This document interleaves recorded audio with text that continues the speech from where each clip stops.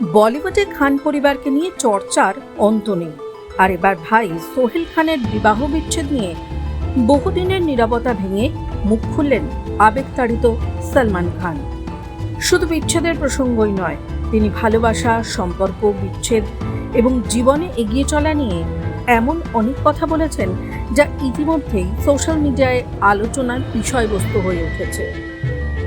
সোহেল খান এবং সীমা সাজদে দীর্ঘদিনের দাম্পত্য জীবনের পর আলাদা হওয়ার সিদ্ধান্ত নেন।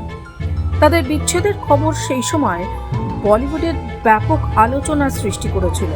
তবে এই বিষয়টি নিয়ে খান পরিবারের সদস্যরা খুব একটা প্রকাশ্যে কথা বলেননি। তবে সম্প্রতি সেই নীরবতাই ভাঙলেন সলমান খান।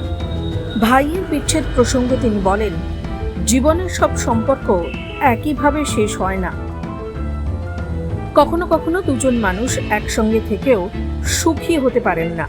এমন পরিস্থিতিতে আলাদা হয়ে যাওয়াই অনেক সময় সঠিক সিদ্ধান্ত হতে পারে।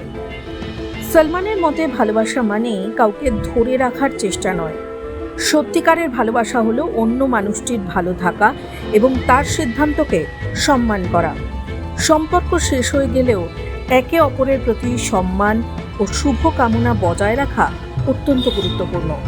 তিনি আরও বলেন, বিচ্ছেদ জীবনের শেষ নয়। প্রথম দিকে কষ্ট, মানসিক চাপ এবং একাকিত্ব থাকতেই পারে, কিন্তু সময়ের সঙ্গে সঙ্গে মানুষ নিজেকে নতুনভাবে গুছিয়ে নিতে শেখে। জীবনে এগিয়ে যাওয়াই সবচেয়ে বড় বিষয়। সলমান খানের এই মন্তব্যে অনেকেই মনে করছেন তিনি শুধুমাত্র ভাই সোহেল আর সীমার সম্পর্ক নিয়েই নয়, বরং বর্তমান সময়ের সম্পর্কের বাস্তবতা নিয়েও একটি গুরুত্বপূর্ণ বার্তা দিয়েছেন। উল্লেখ্য, সোহেল খান এবং সীমা সাজদের 2 সন্তান রয়েছে।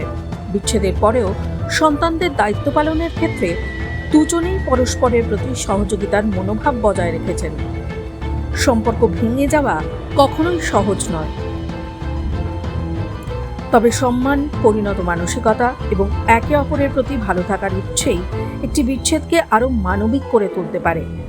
সলমান খানের বক্তব্য যেন সেই বার্তাকেই তুলে ধরেছে।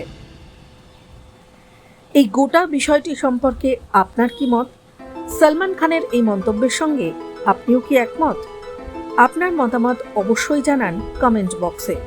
আর ভিডিওটি ভালো লাগলে অবশ্যই লাইক করুন, শেয়ার করুন এবং আরও বলিউড সংক্রান্ত ও বিনোদন সংক্রান্ত খবর পেতে টাইমস নাও খবর চ্যানেলটি সাবস্ক্রাইব করতে ভুলবেন না। টাইমস নাও খবর।